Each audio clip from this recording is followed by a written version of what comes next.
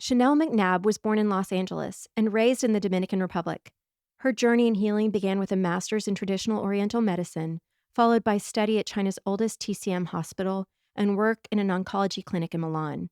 Her passion for holistic medicine and travel took her from Africa to Tibet before she rooted herself in Austin, Texas. Here, she has founded a wellness center where she offers gentle, intuitive care guided by a deep belief in the body's innate ability to heal, transform, and return to balance. Please enjoy my time with Chanelle. Hey, y'all. Let's go there.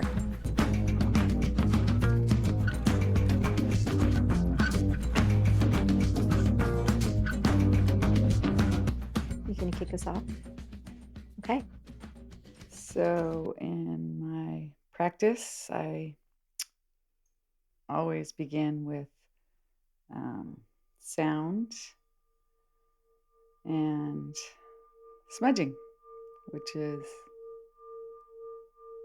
a purification ritual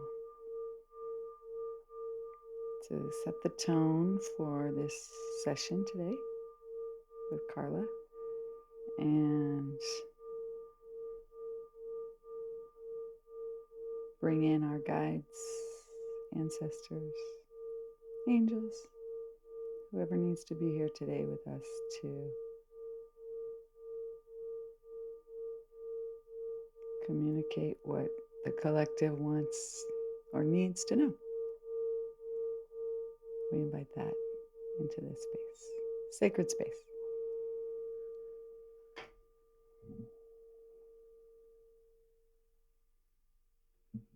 Yeah, today we're in service, it feels like. We're in service of others. So, Chanelle, you are somebody that's very important to me. You're like a sister, you're a friend, you're a guide. You've been my healer many times. You've been a healer to my family and to the people I love the most. You've saved a life of someone that I know. He will say the same thing if given the opportunity. And I always like to start by talking about how we know one another, what our connection is. And do you remember how we met? Do you know why we met? Through Josh Geter in That's Telluride. right. That's right. Telluride connection. That's right. I was in Telluride. You'll find this shocking. I was fully depleted from my work. I rolled into Telluride after sleeping the whole drive through. And somebody sent me straight to Josh. And I went into his office. And as we were talking, he said, one of my dear friends lives in Austin now. And I feel like you guys need to know one another. And it was you. And he was right. He got it right. Yeah. Josh is a healer, and he and I were Tibetan monks in a past life. I'm pretty sure of it. Yeah. And possibly this current life too, in some capacity. Yeah, he's family. He's tribe. Yeah. And I'm very grateful that he connected us. Yeah. Yeah. And so if I'm remembering correctly, Josh, did you guys go to acupuncture school together, to medical school together? We did. Okay. Is that how you met? Yes. Okay. So let's start there. So one of the ways that I think of you is in all the ways that I just described, but you're an acupuncturist. And why don't you tell us a little bit about what that means to you and what your practice is? Yes, absolutely. I am a practitioner of traditional Chinese medicine, and acupuncture is just one branch or pillar of traditional Chinese medicine. There are other branches like moxibustion, which is heat application, cupping, which I use a lot, Tui Na, which is like a therapeutic type of massage, Chinese massage, to help move your qi. The herbal medicine part, which is like its own study and body of medicine, but very important for internal medicine. And Qigong and lifestyle.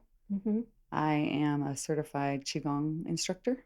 Oh, I didn't know this. Oh my gosh. So Qigong is a very slow moving meditation with movement.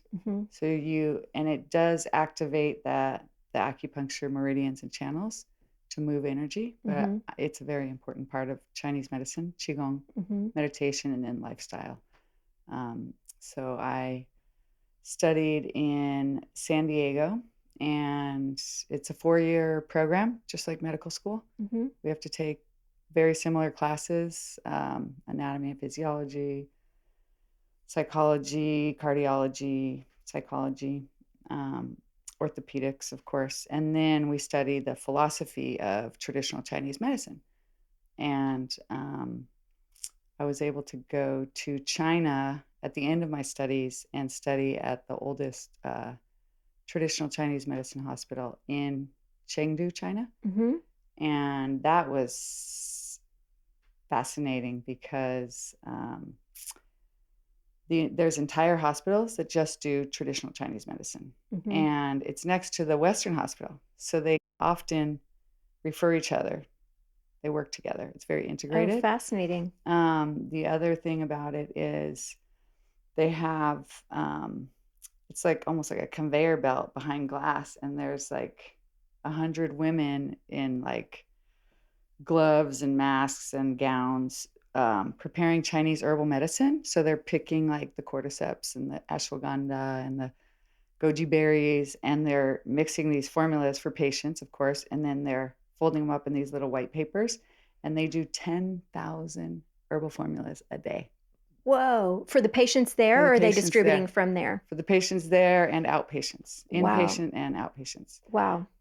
They have wards. So there's oncology, endocrinology, cardiology, and I got to do a rotation in endocrinology.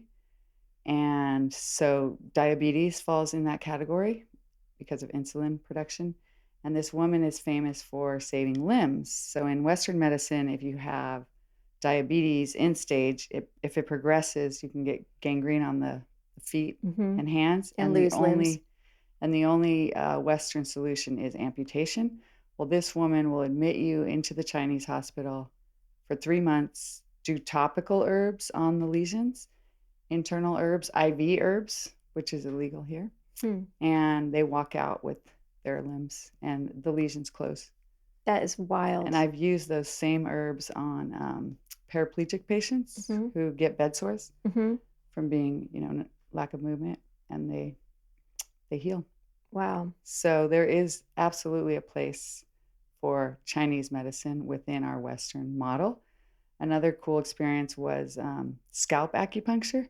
So like little kids with facial paralysis, they would put like 3-inch needles in their face, like 20 of them, and the kids are just sitting there like little 10-year-olds. Just patiently. Not crying. Oh, goodness. And then stroke victims who can't talk and walk, they have them walking through the halls with e-stim and scalp needles all over, and they start walking and talking and rehabbing them, and within 10 days they're like fully recovered. That's wild. So it was a really amazing experience, because it's one thing to have the theory, even though the last 2 years are clinical, just like medical school. But to be in a hospital and see the medicine in practice, I think really for me solidified like, okay, there's something to this, and I'm not just doing this because it's foo-foo medicine or, you know, because it's trending, which actually 25 years ago, I started in 2001. So 24 years ago, acupuncture was not nearly as popular. Yeah. And it's still not fully recognized. Yeah. The first time I went to an acupuncturist was actually in 1992. Shout out to Crayon, one of my high school friends. I'd torn my rotator cuff, and I was in college and didn't have health insurance and couldn't afford to, or I had the student health insurance, but I couldn't afford to do the surgery for the rotator cuff. And I was also too vain to do it because it was like a big scar. And he was like, why don't you just go to my acupuncturist? And I was home in Dallas for winter break, and I went to this old Chinese doctor. I swear he, in my mind when I was 19, he seemed like he was 104, but he was probably like 40. And I couldn't even lift my arm. I was in such excruciating pain. And by the end of the session, the pain was gone. he had me come back 2 more times. By the 3rd session, I was completely healed, and I That's was amazing. convinced that acupuncture worked from that moment on. And whenever people challenge me on it, I always say, well, it's one of the oldest forms, if not the oldest form of medicine there is. Like, how has it stood this test of time if it doesn't actually work? But Yeah. but you had another core experience beyond medical school in China, or that residency in China. You also did a couple years in Italy, if I remember correctly, right? Yes. And what were you doing in Italy? Um, it's kind of a long, meandering story. I that I can talk about a little later, but I just moved there. I didn't know a single person. I had already completed 1 year of acupuncture school in Boulder, Colorado, which is where I met Josh. Mhm. And I was working at a restaurant as a waitress, and this group of people came in and they're drinking margaritas, and they were going to do 2 races, like a 5K and 10K that next morning. And so they bet me, they said, we bet you can't do these 2 races with us. Oh, they didn't know who they were talking to. So, and I had never run a race in my life. That's Wait, I was you like, weren't running at that point? I was running, but not Not competitively. competitively. Yeah. So I get up the next morning, 6 a.m. I'm there. We run a 10K. Did fine. Next morning, did like a 5K. So it's Sunday. This was Friday night. On Sunday, we all go to breakfast. I think there was like 4 other people there. And the gentleman who had challenged me on the bet, he said, well, I have a gift for you. And I looked at him. I was like, oh, no, no, no, no, no, no. It was just a fun little bet, right? Truth or dare, right? And he said, no, we're all going to Nepal on a big trek in the Himalayas on Annapurna, which is 4 mountains from Everest. And I'd like to invite you on that trip. It's fully guided. Whoa. Holy smokes. So I go to Nepal that fall. My acupuncture school is really upset because you can't really take time off because I was on an accelerated program. I go anyways. I come back, take my finals, pass with flying colors.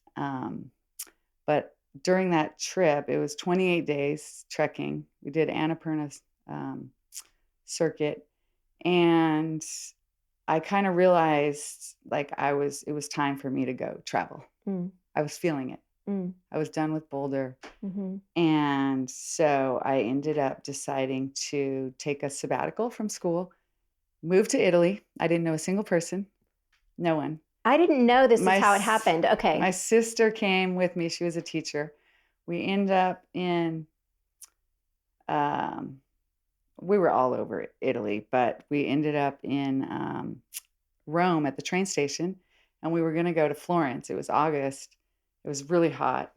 And there was a picture in the train station that had a picture of Sardinia, Uh-huh. like these emerald green waters. And we looked at it and we're like, we're going there. And so we go into a travel agency, which they had back then. Yeah. An actual brick and An actual mortar. person, she just changed our ticket. So 30 minutes away was Civitavecchia, which is the port where you go to Sardinia. And so in Sardinia is where I ended up meeting my new family that lived in Milan. And so I said, I'll just move to Milan. And there was an American girl who had a room. She's like, move into my flat. So that's how I ended up in Milan. And Wow. I already had like a group of like 12 friends, just That's blindly amazing. not knowing anyone. So I end up in Italy. A week later, my friend Corrado, who's an architect, who's still a dear friend, says, I have a job for you at a spa, like a wellness center. Mm-hmm. And I think on my way back from Nepal, I studied Thai massage. Mm-hmm. That's another little side story. I know it goes everywhere. That's why today I was like, what am I going to talk about? You have plenty to talk Because about. Trust me. and so a week later, I meet Dr. Paulo, Dr. Paulo Pontilla. Mm-hmm. He's world renowned, especially in Europe, oncologist, hematologist. And we start becoming friends, and I tell him about I had done a rotation in oncology in Colorado with cancer patients, and it was a very, very unique treatment protocol to boost immune system. And so he said, why don't you come to the clinic? And it's a father-daughter oncologist, private clinic Hmm. outside of Milan, Italy. And I'd say within a month, I was working in the clinic, full salaried. We submitted paperwork for me to get my residency, Mm-hmm. and so I started doing acupuncture in this clinic with only 1 year experience. Whoa. Moved to Italy, didn't know anyone, and then so it was very serendipitous, like our Mm-hmm. connection, similar. It Mm-hmm. was meant to be. And he took me under his wing, and he taught me a lot about internal medicine and bedside manner and working with patients. I had a lot of patients I was treating every day, and his daughter ended up going to acupuncture school in Italy. You have to be an MD, Mm-hmm. and now she integrates it in. So it was a unique So you little. influenced her in a way. I influenced her and the Yeah. practice, and he influenced me. And then after a couple years of doing that, I knew I had to go finish my studies, and Dr. Paulo had a student of his several years prior to me being there in medical when he was a teacher at medical school who passed away, and they Mm. set up a fellowship for him. And he said, Chanelle, no one's applied for this fellowship. Why don't we sit in front of the board? Maybe we can give it to you to finish your studies. Oh my gosh, that's beautiful. You know, And so he helped you everything finish. just kind of. Wow. So I ended up in San Diego and finished my studies there. And then that was it. Wow.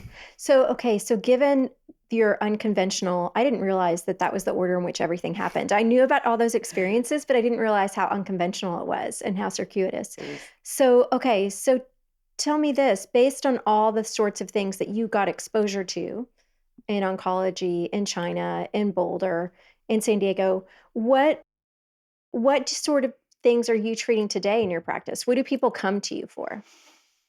That's a really good question. Um, it varies.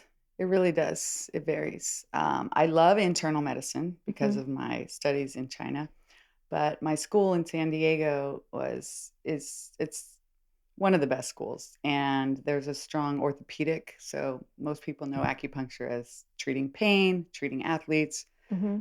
like you mentioned, Hmm. rotator cuff. Yeah. So orthopedic.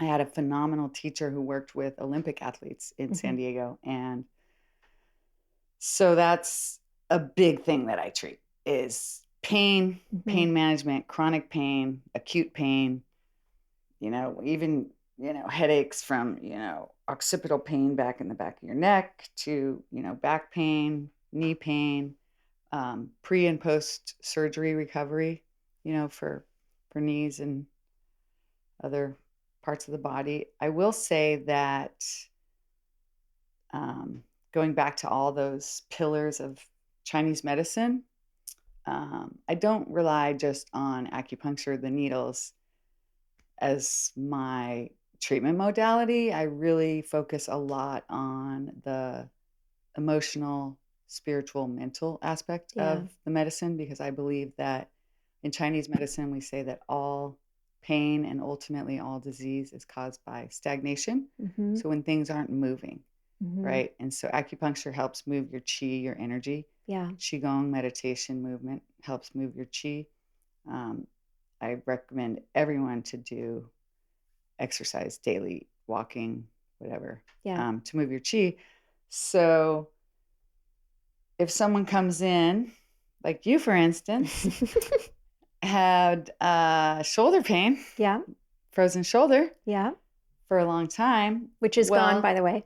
we addressed it immediately by, okay, the shoulder is the chest, this is the heart. Yeah. So what did we treat? There was a lot of grief. Yeah. You've been experiencing a lot of grief Yeah. lately. Hmm. And so by treating the lungs, which address grief, by treating the grief and the emotional blockages and stagnation, then we were able to move and unblock your shoulder. Yeah. So I think the two really are integral and important part of the medicine that is often not addressed in Western medicine.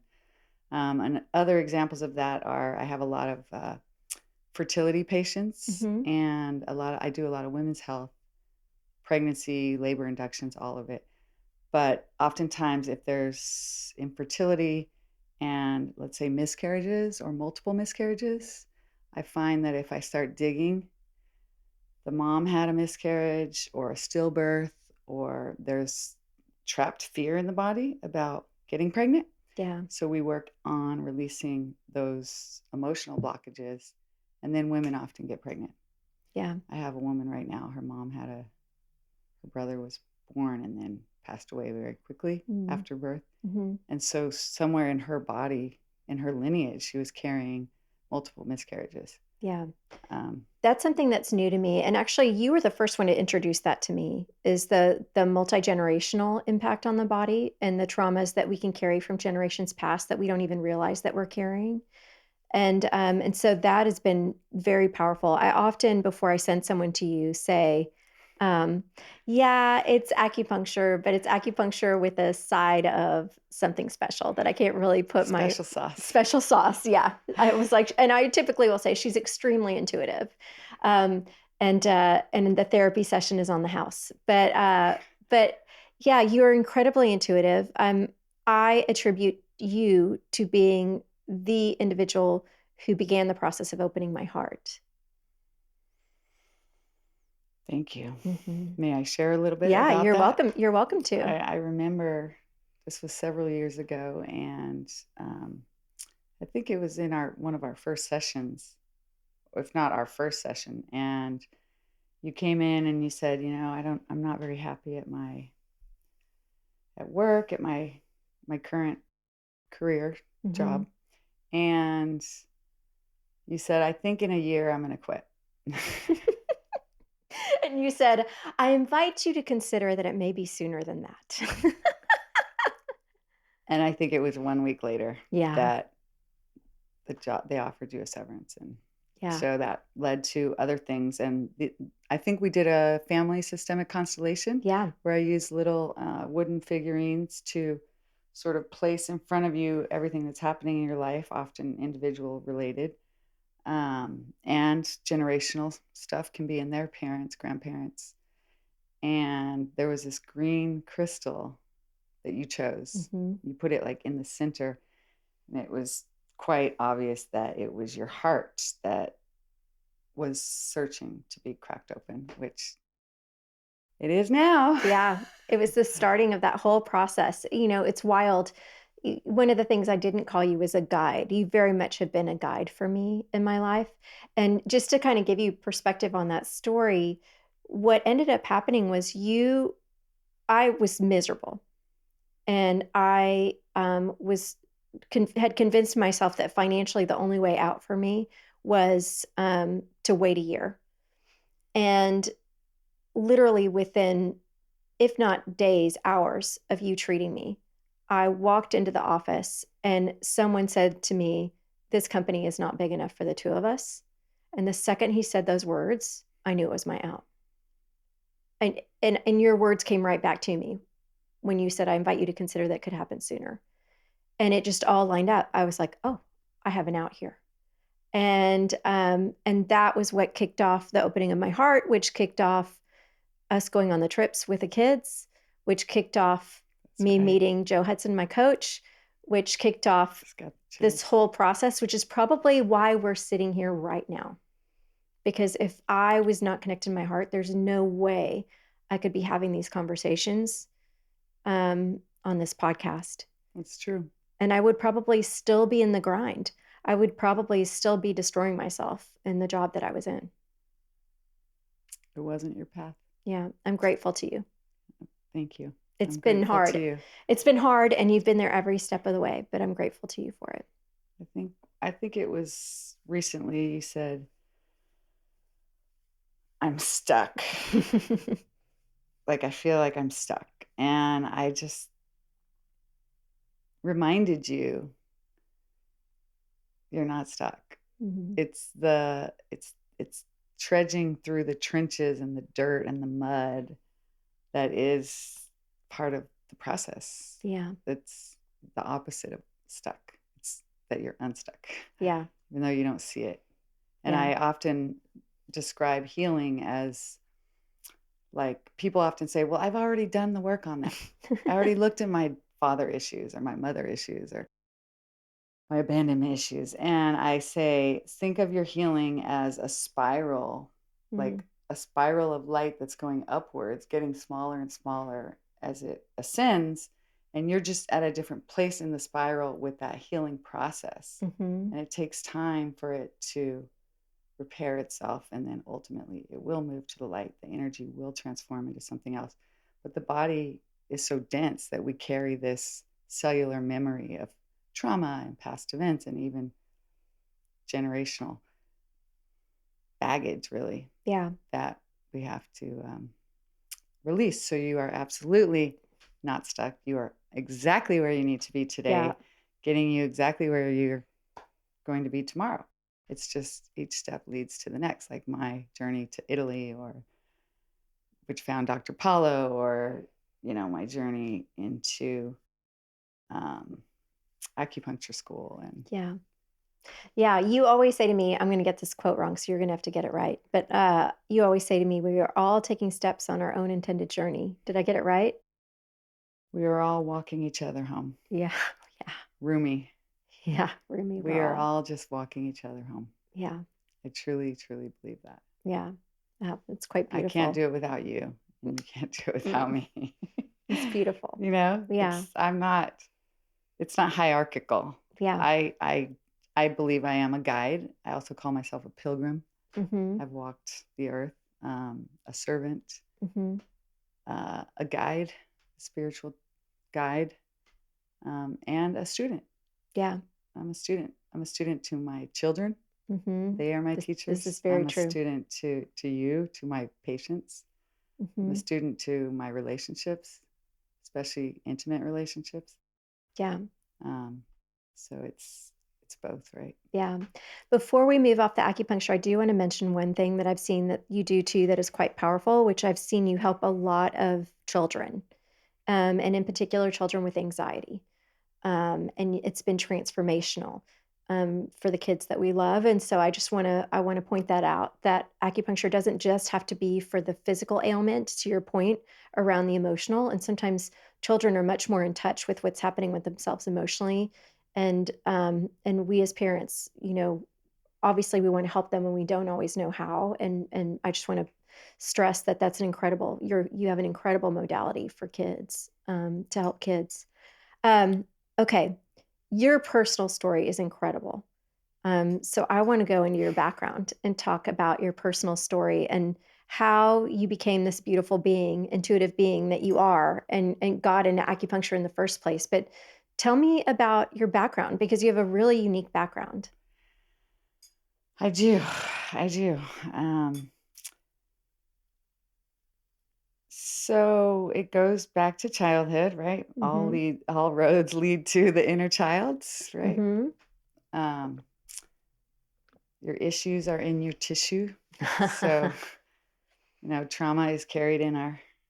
So my childhood began pretty tumultuous. I was 6 years old, and it was my sixth birthday, and my father passed away in a car accident, a sudden death. So sorry, And Chanelle. I have three siblings, so he left my mom, four children and three businesses, and he was a pilot, so a couple planes and a boat and cars and even two semi trucks. Oh my gosh, I didn't know that. He was amazing. He was very spontaneous. We were always in a boat or a plane or a car going somewhere.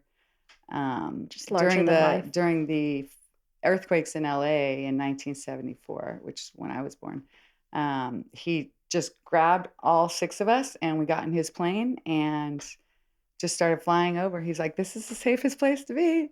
He was just very spontaneous. Wow. He was cliff jumping, and he really loved life. Big, big, big guy.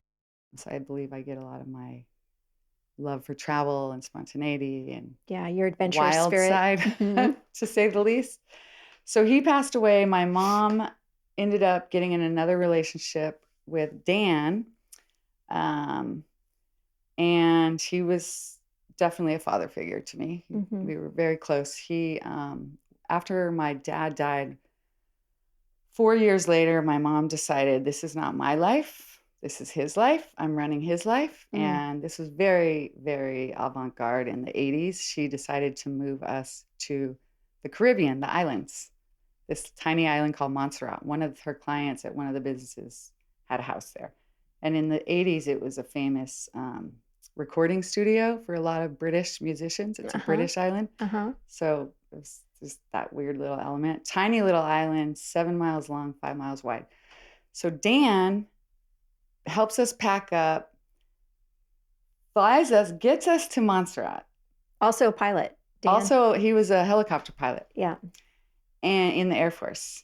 And I remember being at the airport in Puerto Rico. My mom's like, you have to get rid of those roller skates. The white roller skates with the pink wheels. Oh, totally. And I was like, no.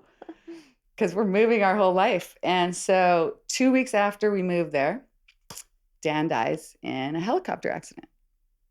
He was stationed in Hawaii. Oh, babe. So that was actually a lot harder for me than my dad, because I was 6 and I didn't really understand death and that emotion, but now I did. And how old were you? I was 10. So I locked myself in my bedroom and I just started screaming to God, like, why would you do this to us again? You know? Yeah. I didn't expect to get emotional. No, I'm going to start crying too. So here I am, 10 years old. I've lost 2 fathers suddenly in these, horrific accidents, and I'm still a little kid, just and living on an island. We could literally swim around the island. My brother had a machete. He would climb up palm trees, and he built us a fort, and we put hammocks, and we would sleep in the jungle in the mango groves. Y'all were like Lord of the Flies. Exactly. I think of that. And there's like these big Rasta guys with dreadlocks, like, hey, man, what you doing today, man? I don't want to go down there. Me have to stay up here and do my homework, man. So it's like we learned how to talk patois. And it was amazing. That island is a volcano, and it has since erupted. And so where I went to school for a year, the whole island got wiped out. And a couple years ago, I got to fly over it in a helicopter and see how ironic. I never made that helicopter association. See the volcano and see my school and the town under lava, gone. And it's such a good reminder that nothing is permanent, nothing. Yesterday doesn't exist. All we have is what's in our heart, what our soul carries forward, whether it's through lifetimes or in this lifetime. So we end up moving to Dominican Republic after that. The island was too small, and my mom went to medical school. I didn't know that.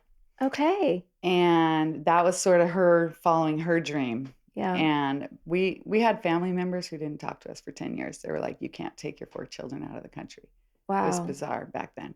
So we ended up moving to Dominican Republic. My mom's like, you can learn Spanish. I went to an all-girls Spanish school for 4 years. And it really shaped from 10 to 16. That really shaped so much of the way I view the world. I mean, first of all, I'm on an island in a Latin country. Yeah. And you're very much Latina. So it's kind of wild. And I speak fluent Spanish. Yeah, it's wild. Even though that's not your heritage, it's very much who you are. It really is. I always say, mi sangre es Latina. My blood is Latin, even though I was born in the United States. Yeah. And we come back to the U.S. for high school. And I do high school here in the U.S., and then I basically put myself through college. I was very studious, very, very not popular, not cool, like what? Nerd. I don't believe that at all. Oh yeah, no, There's no way. I never talked. I was so timid, so shy. I couldn't talk. My sister says it. She's like, you never talked as a kid. No, I was extremely timid. All I did was just bury my head in books. Wow. I would just study all the time, like 8 hours a day. And were you pre-med? What were you in undergrad? Remind me. Pre-med. Pre-med. Okay. So I was studying. So I got a full ride academic scholarship. Wow. to go to the University of New Mexico and did pre-med, flying colors. And then it was about 2 years in, typical. I was like, I think I want to change my major to anthropology because I love traveling. And so I end up, this is a really good story. I'm at school and I park illegally, I'm As every college student does. 18. I get a boot on my car. Oof. For unpaid parking tickets. Sounds like something I would have done at 18. So I'm like, okay, I got this boot. So I end up getting it off, but I was kind of a broke college student. So I negotiated like a court date, but I was living in Telluride in the summers. That's how I ended up in Telluride. And so I missed my court date, which is really bad. Oops. And I finally get to court, like when I go back to school in like September or whatever. And the judge is like, you need to do 40 hours of community service and you need to pay a fine. And it was just like, oh my gosh, I can't believe I let this happen. So they give me a list of community service. I choose a children's learning center, not randomly. And the first thing the guy says when I walk in, this elder gentleman who was running the center, he said, out of everything bad comes something good.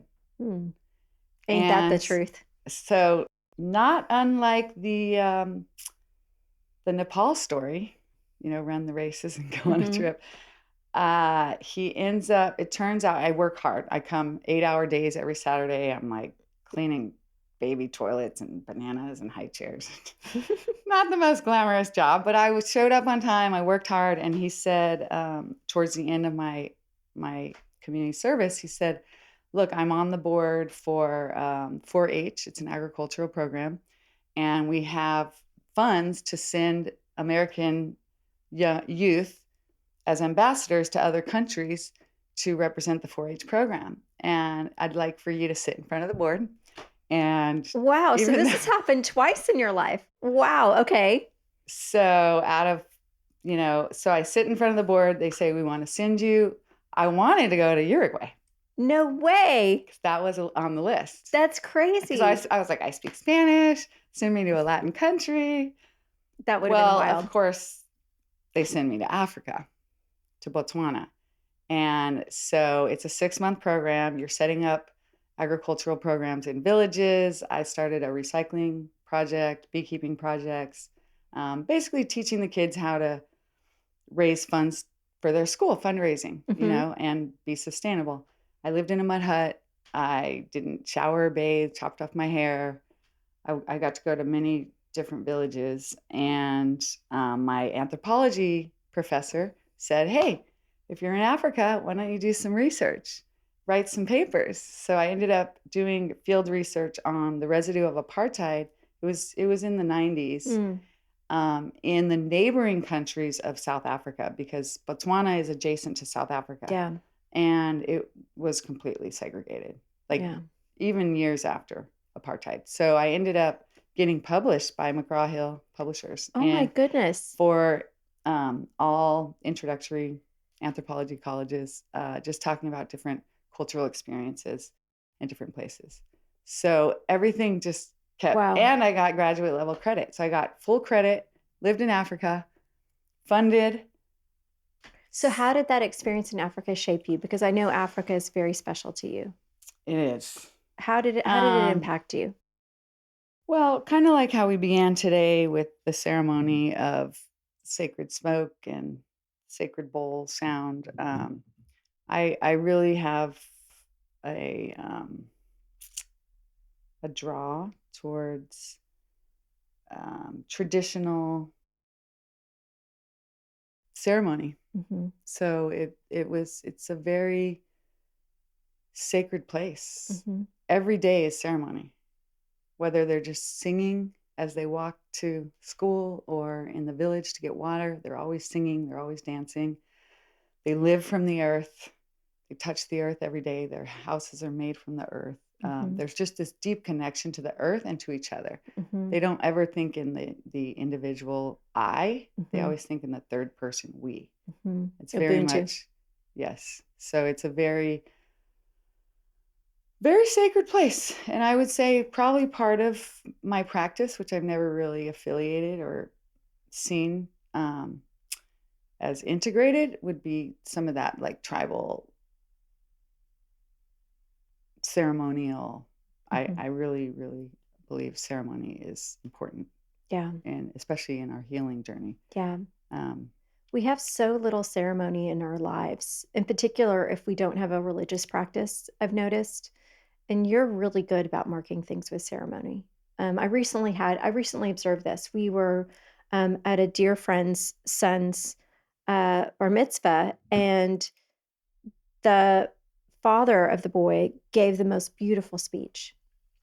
And I said to him, I've never had the opportunity to give a speech in front of all of my friends and loved ones about one of my children. And for my child to get to hear me say how I feel about them. That there's something so beautiful mhm. about that ceremony and the movement from childhood into adulthood and the mitzvah project and everything about it. And so I was just telling him, wow, I wish there was a way I could mitzvah my children. And Yeah. he said to me, you still can. Yeah. He was like, you can still create that ceremony. So it's interesting to hear you talk about the fact that your reverence for ceremony came from that time in Africa, because it's one of the things I've always loved about you. Going in to see you feels like ceremony. But then there's also just been moments in our lives where you've marked it with ceremony. I'll never forget the moment by the water that we had together with a friend of mine. And it's really interesting. I don't know if you know this, but after that ceremony, love came into his life. And that was really what he was looking for. He was looking to cut ties with a toxic relationship. And he's now still very much in love since then. And it Wow. literally came into his life on the heels of that. Wow. Yeah. And I would never take credit for, I don't have the power over others or your journey. Yeah. Just bringing that sacred ritual, inviting um, that energy into the session allows for anything to happen. Oftentimes, I don't even remember a session. That's I don't. fascinating. It's just something gets channeled through, and it was meant to be. So the smoke today that we did, that I burned, which I do before every Hmm. session, is called smudging, but it's a Native American tradition purification ritual. They begin every ceremony by burning the sacred smoke because it is believed to be like an energy bath. It cleans your aura. It helps you release anything negative in your energy field, but it also, they say that as the smoke rises to the heavens, it's an invocation to your guides, angels, spirits to come into this session and to assist you with whatever needs to be healed today, Mm-hmm. whatever needs to show up. And that's why I never know what a session looks like, what's going to transpire. Mm-hmm. I just have a big, big toolbox from my travels and my teachers Yeah. to pull from at the appropriate moment. And all I know is my shoulder doesn't hurt and I move the grief.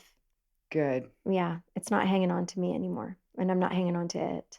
good. So it works. Okay, so I want to come back to your story. So you go pre-med, you're this super driven, also super intrepid person. You kind of say yes to everything. What attracted you to acupuncture specifically? What was the moment where you realized, okay, I'm not going to go to medical school. I'm actually going to go to acupuncture medical school? I get back from Africa, Yeah. finish my studies, graduate, and my sister, because we grew up speaking Spanish, says, "Hey, why don't we go to Spain for 6 months? Because we've never been to the mother country." We speak Spanish, even though it's got a little lip. Um, La Barcelona, teta. Barcelona. So we go to Barcelona. We don't have jobs again. We don't know how. We think we're going to get a job and support ourselves, but I was waitressing, and so I was saving money. Was this your younger sister or older My sister? younger sister, Okay. Margarita, Uh-huh. is her name. And we end up in Barcelona. I say, let's go check out the Salvador Dali Museum in Cadaqués. It's 2 hours from Barcelona. We end up there. That night, we camp next to this Italian guy who just finished walking the Camino de Santiago, the Mm-hmm. pilgrimage across Spain, which is I had never heard of. My sister knew about it. So a week later, we start walking across Spain. 28 days, 500 miles from France to Portugal. El Camino. El Camino de Santiago. It was on this walk that, here I am. I've just graduated. I'm kind of at a crossroads. Got to apply to med school, take the MCAT, and I do this walk. And it was on that walk that I realized I'm very holistic. Lived in Africa, I need a type of medicine that resonates more with who I am. And so it was on that walk. And actually, it healed my father wounds. I could physically feel in my heart as I was walking, like where the injury to my heart when my father's had passed. So it was deeply healing. And I got off the Camino, went straight to Boulder, where I had been living prior to the Camino, and then applied to acupuncture school and got in, and I never looked back. That was 24 years ago. Yeah. Your whole life has seemed to kind of like fall in. Well, I guess all of our lives do. It just kind of unfolds. It's not like we could have possibly predicted. I doubt you would have predicted that you would have ended up in Austin, that you and I would have been friends. I mean, there's just so many different things that unfold in our lives. One of the things I want to talk about is your life now, though, because you mentioned it before, your mom, to two beautiful boys. How do you bring this practice into motherhood? You said earlier your boys are your teachers, but how do you approach parenting or motherhood philosophically, given everything that you know? And also given the fact that you lost two fathers. It's been an amazing journey. I love being a mom, and in my 20s, I didn't want to be a mom. I didn't want to have children, and I didn't want to get married. I didn't want to follow the traditional path. No way. Yeah, I was completely against it. So what happened? And there was a woman in acupuncture school. She was probably 50, and she looked at me and she said, "You're like me. You're going to end up just traveling, learning languages, explore, and then you're going to miss your window to have children." And she said, "Don't do what I did, Chanelle." It was really profound. And I really felt it. So around age 30, I started having that just baby. I think it's maternal, it's internal, right? Biological. Yeah. The baby fever. And then I met my ex-husband, and he's from France, from Paris, and we got together, and we were married, and I got pregnant with my first son, Luke. Wow. And I was so excited. And I can't imagine my life without having that experience. I always say children don't take away from your life. People think that it's too much money and you lose your freedom and it's responsibility. If anything, they add so much to your life. I never see it as a subtraction. I see it as a deep, deep, intimate addition. And so I would say that the way that I parent my children, I'm a very lenient mom. I don't believe in aggression, anger, being loud. I really invite them to follow their instincts, and there's a lot of space. There's a lot of room for play, a lot of room for exploration. I don't care if they get C's and D's in school. That's never mattered to me. Yeah. As long as they're putting effort in and following what matters to them, and they're happy kids. They have that freedom to be themselves. Yeah. So that's an amazing journey being a parent. Have they inherited your wanderlust or your adventurous spirit, or is it too early to tell? Oh yeah. Oh yes. Luke wants to go to Turkey this summer. Okay. By himself. Wow, by himself. Well, with his friend. Yeah. But still. And he's 16. Yeah, that's impressive. They're fortunate kids. They've been traveling. Dad's from France, so they go to France almost every summer, and we take them all over the world. They're like your kids. They've been around. They've been exposed. They're fluent in French, both the boys, and they are dual citizenship, American and French. So they're growing up with that, larger perspective. Yeah. Yeah. You're doing an awesome job raising two who are incredible young men. They're going to be incredible men. Thank you. Okay. So let's talk about the work that you're doing now. So you are about to expand beyond your acupuncture practice. And Since early days of knowing you, you've had this vision for building community around wellness. And I don't want to talk about it too much. I want to give you the opportunity to talk about it. But what is it that you're working on? I'm working on a project that, yes, has been a very long time coming called Sauna House, and it's a wellness center. It's based on contrast therapy, cold plunges, hot saunas. The larger one will have hot pools as well. And it's a community gathering space to come together and to heal. And I don't necessarily have to be individually with every person. I Yeah, come you can now after heal at a scale. larger space Yeah. for that, and it has been many years. In Italy, I would walk with Dr. Paulo in the mountains and talk about this place, and I called it the house of healing, Chateau de la Vie, the house Mm-hmm. of life, the house Mm-hmm. of healing.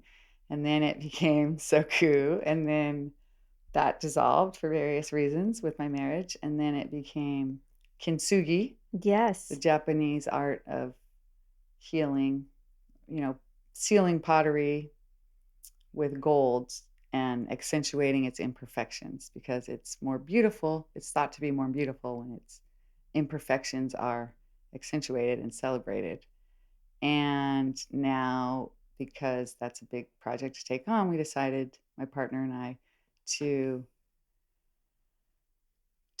buy a franchise. It's a franchise out of North Carolina. Very, very great group of people, great community, like-minded.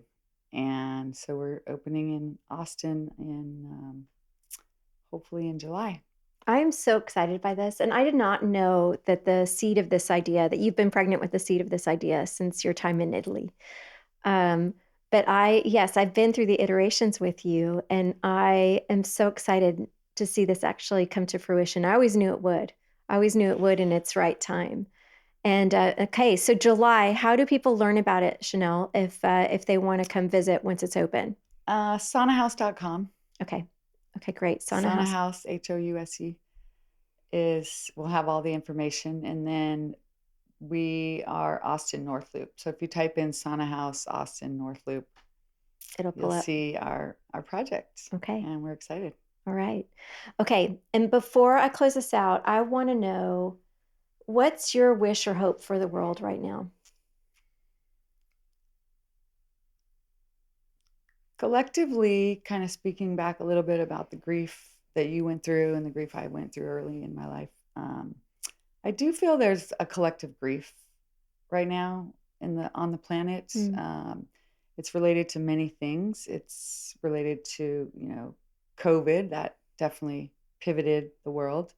The old paradigm that we used to know is slowly dying and changing and evolving, and um, the AI, self-driving cars. I mean, the Mm-hmm. world is changing so quickly. And Rapidly. I think there is some grief around it because we're trying to figure out who we are in this new world. Mm. And I think people want community.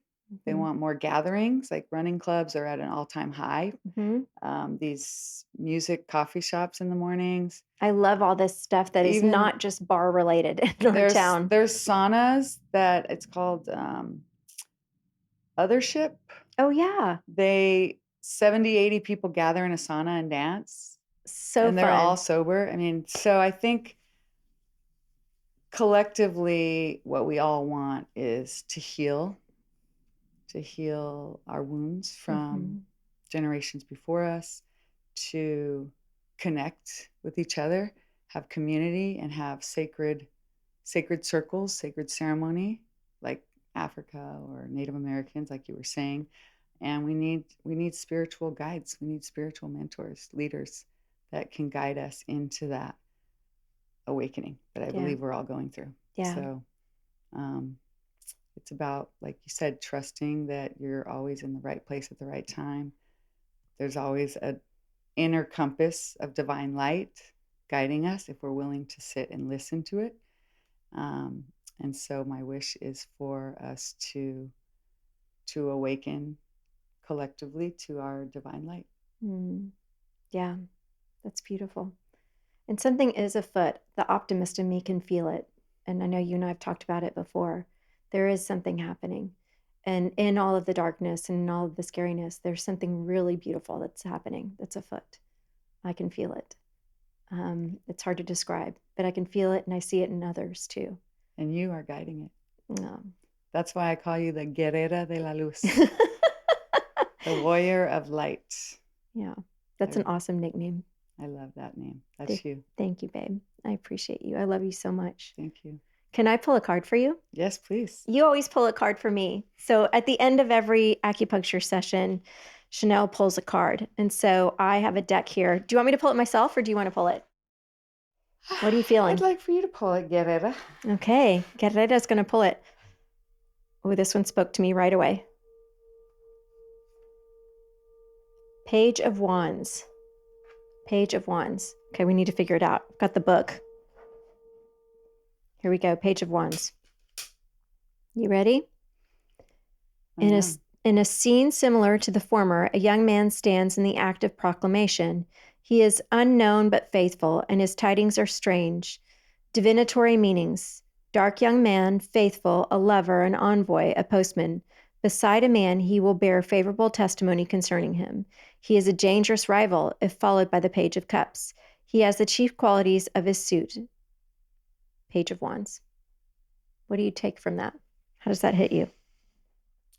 Like a silent warrior. Guerrera de la Luz times like a 2. Silent warrior on a mission, but without being too loud or showy. Yeah. Like just trying to. Behind the scenes, awakening us all. Behind the scenes, yes. Yeah, as we project onto each other. I love you, Chanelle. Thank you so much. Did we leave anything unsaid? Thank you so much. The only thing I would end with is thank you for this platform. I know that this is a very special heart opening for you to do this platform, and it really reminds me of storytelling. Storytelling was so important in ancient cultures, Egypt, Greece, Native American, Africa, because it's a connector and it helps us develop socially, but also emotionally. It's very important to do this storytelling, and it's also storytellers are healers, leaders, entertainers, artists, spiritual guides. So you are exactly where you're meant to be. Thank you. Well, and thank you for telling your story. It's a very powerful one. And thank you for all of the people that you heal and work on. You're a gift to all of us. Thank you. Te quiero mucho. Te quiero mucho. Okay, so we're back in the chair. Something just happened that is very common, which is typically after a podcast, I let guests know that within the next 24 to 48 hours, you may have an epiphany. Something may come to you that you feel is worth sharing. And it's not uncommon because it's not frequent for us to sit down and tell our whole entire story and really give it thought and stitch everything together. But that moment hit you early. It hit you right as you were getting up out of the chair and we were shutting everything down. And so I said, okay, let's sit back down. Let's get back in the chair. Let's get back on the mic. And that was with respect to your relationship. You have somebody who's very special to you in your life. I do. And thank you for allowing me to sit back down and share this. I basically just went through my entire life story without mentioning one of the most important people in my life right now. And that's my partner, boyfriend, hopefully husband one day. And we've been together 5 years, and it's just been the most incredible experience. Divorce is hard, as you know, and to get a chance to be in a relationship with someone that I really want to be with, I love, and I'm learning and growing in ways unimaginable. And a small part of that is the business that I mentioned earlier, but it's just a small part. I call him my once in a lifetime. Oh, that just gave me the chills.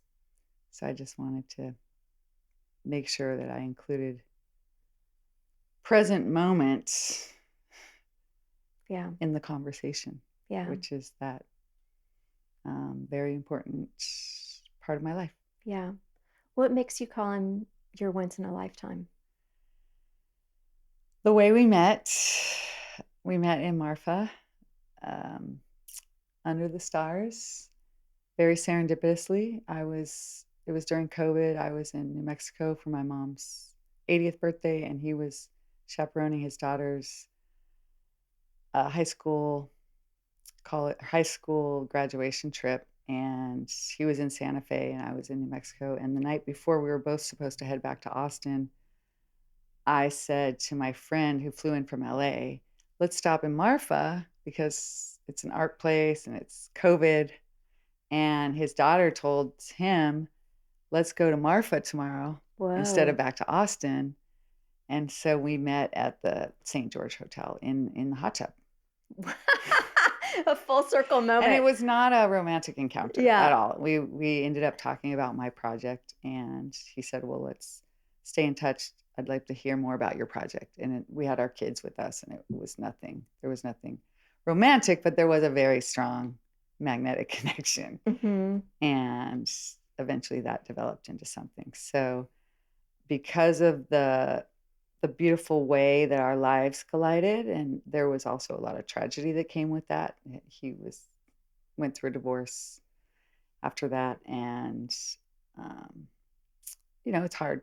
It's hard to blend families, and so it has come with its challenges and obstacles for sure, to say the least. But everything just flows with us. We have a very, very deep soul connection. Mm-hmm. And that's why I call him my once in a lifetime. Mm.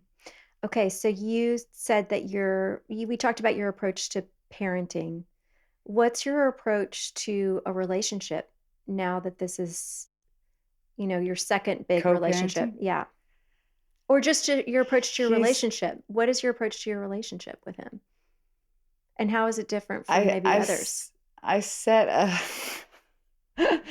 5-year rule. I said we can't get married before 5 years Oh, really? because I didn't ever want to go through divorce again, and I just wanted to make sure we got to know each other first before I had my first without being married, Mm-hmm.